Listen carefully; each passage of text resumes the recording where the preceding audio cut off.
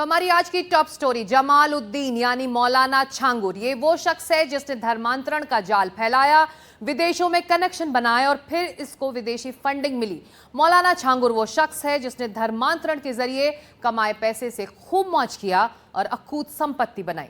छांगुर और उसके गुर्गों ने रातों रात करोड़ों के वारे न्यारे भी किए। ईडी ने भारत से लेकर विदेश तक जब मौलाना छांगुर और उसके गुर्गों के खाते को खंगाला तो कई चौंकाने वाले खुलासे हुए हैं। जांच एजेंसियों को इस बात के भी सबूत मिल रहे हैं कि मौलाना छांगुर के पाकिस्तानी खुफिया एजेंसियों के साथ रिश्ते थे।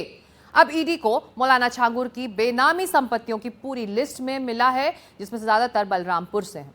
इन संपत्तियों में मकान है, कमर्शियल प्लॉट्स हैं, दूसरी जमीनें हैं। आप ये हमारी स्पेशल रिपोर्ट पहले देखिए। छांगुर यानी धर्मांतरण का रैकेट चलाने वाला मौलाना, छांगुर यानी धर्म के नाम पर आंखों में धूल झोंकने वाला मौलाना, छांगुर यानी अपने नापाक मंसूबों को अंजाम देकर ऐशो आराम की जिंदगी जीने वाला मौलाना। छांगुर को लेकर हर रोज नए खुलासे हो रहे हैं।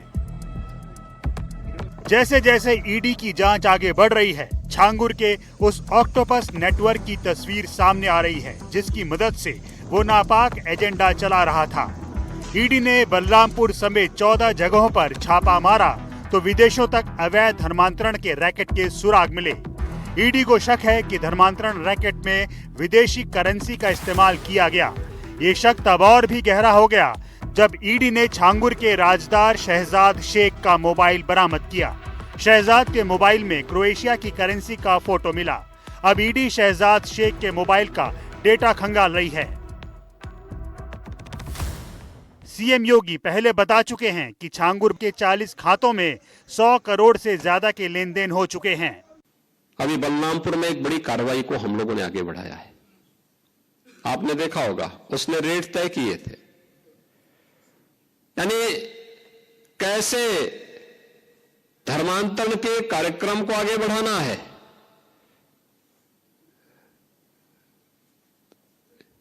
हिंदुओं में, ब्राह्मण में, क्षत्रिय में, सिखों में,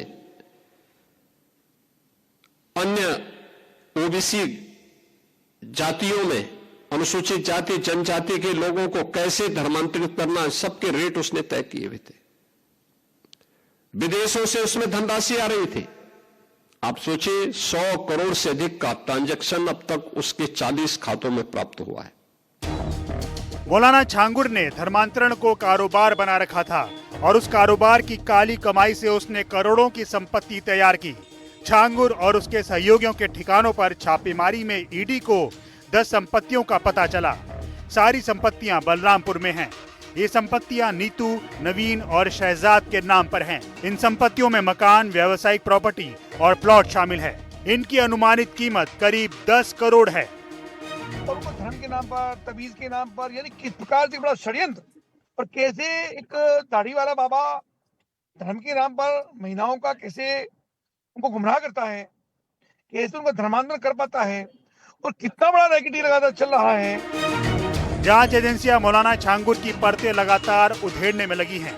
अभी तक की जांच में छांगुर के काले कारोबार का भी खुलासा हुआ है। छांगुर और उसके सहयोगियों के बैंक अकाउंट में करोड़ों की लेन देन के सबूत मिले तो छापेमारी भी हुई। जांच में पता चला नवीन घनश्याम रोहरा के नाम से विदेशी बैंकों में खाते हैं और विदेशी बैंकों में खाते अल अंसारी एक्सचेंज के नाम से हैं। भारत में नवीन के बैंक खातों से करोड़ों की लेन देन हुई है। उधर यूपी एटीएस ने छांगुर गैंग के रशीद नाम के आरोपी को गिरफ्तार किया है। रशीद शाह नाम के आरोपी को धर्मांतरण के आरोप में एटीएस ने बलरामपुर के उतरोला से गिरफ्तार किया है। छांगुर गैंग में ये 5वीं गिरफ्तारी है। साथ ही देहरादून से भी एक पुरुष और एक महिला की गिरफ्तारी हुई है। हाँ, देखिए, जो अभी धर्मांतरण का और जो इलीगल फंडिंग का प्रकरण जो उत्तर प्रदेश में चल रहा था, जिसमें यूपी एटीएस द्वारा इसमें केस भी रजिस्टर्ड करके कार्रवाई की जा रही है, इसमें जो इनपुट प्राप्त हुए थे, जो सीनियर अधिकारियों से वार्ता हुई थी, उसमें एक कनेक्शन यहाँ का भी निकला था, जिसको पूछताछ के लिए यूपी एटीएस टीम ले गई है। उस पूछताछ के बाद क्या चीज़ें निकल के आए, क्या साक्ष्य आए, उसके बाद जो भी इनपुट आएगा उसको शेयर किया जाएगा। साथ ही साथ जो अभी तक इनपुट विभिन्न एजेंसियों द्वारा शेयर किए गए हैं, उस पर हमारी एजेंसीज भी अलर्ट है।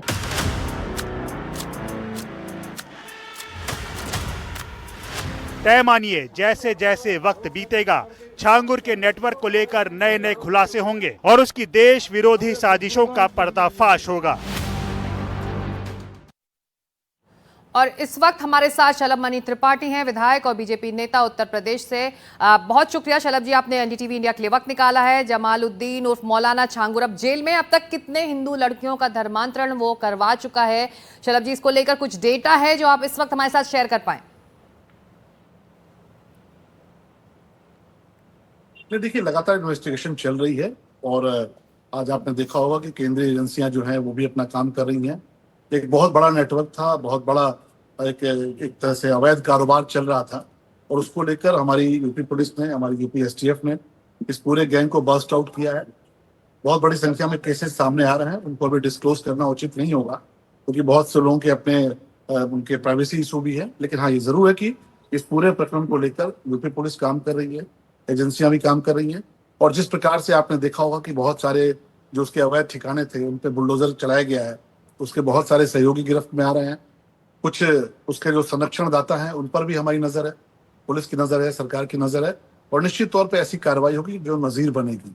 एक बहुत ही घिनौना कृत्य छांगुर की तरफ से किया जा रहा था, जिस प्रकार से आपने देखा होगा कि जो इसकी कार्य पद्धति थी, जिस प्रकार से इसने अपराध किया है, निश्चित तौर पर बहुत ही घिनौना था। और सबसे दुखद पहलू और दुर्भाग्यपूर्ण पहलू यह है कि बच्चियों को निशाना बनाया गया, जो बहनें हैं उनको निशाना बनाया गया। सरकार इसको लेकर बहुत ही गंभीर और निश्चित तौर पे ऐतिहासिक कार्रवाई होगी, नजीर बनाने वाली कार्रवाई। तो ऐसी कार्रवाई होगी जो नजीर बनेगी, आप ये कह रहे हैं। अब ईडी धर्मांतरण के इस रैकेट में विदेशी फंडिंग की भी जांच करी शलभ जी, 14 ठिकानों पर छापेमारी हो चुकी है। क्या धर्मांतरण के लिए वाकई विदेशों से पैसा आता था? आखिर 106 करोड़ की रकम आई कहां से? देखिए, ये आपको भी पता है, हम सबको भी पता है, हम सब बहुत समय से सुनते आ रहे हैं। ये अलग बात है कि बहुत से लोग स्वीकार नहीं करते कि धर्मांतरण का एक बहुत ही घिनौना खेल चल रहा है और इसमें कोई मुझे कहने में गुरेज नहीं है कि हिंदू परिवार यानी हिंदू माताएं बहनें, हिंदू बच्चियां उसका शिकार बनती हैं और ये उसी कड़ी का एक हिस्सा है। लेकिन देश में 2014 के बाद से और उत्तर प्रदेश में 2017 के बाद से प्रभावी कार्रवाइयां होनी शुरू हुई। जब लव जिहाद के शब्द को लेकर कार्रवाई होनी शुरू हुई तो आपने देखा होगा बहुत सारे लोगों को पीड़ा हुई। लेकिन आज वो खामोश बैठे हुए हैं छांगुर पर, एक शब्द नहीं बोल रहे। एक बड़ा नेटवर्क है।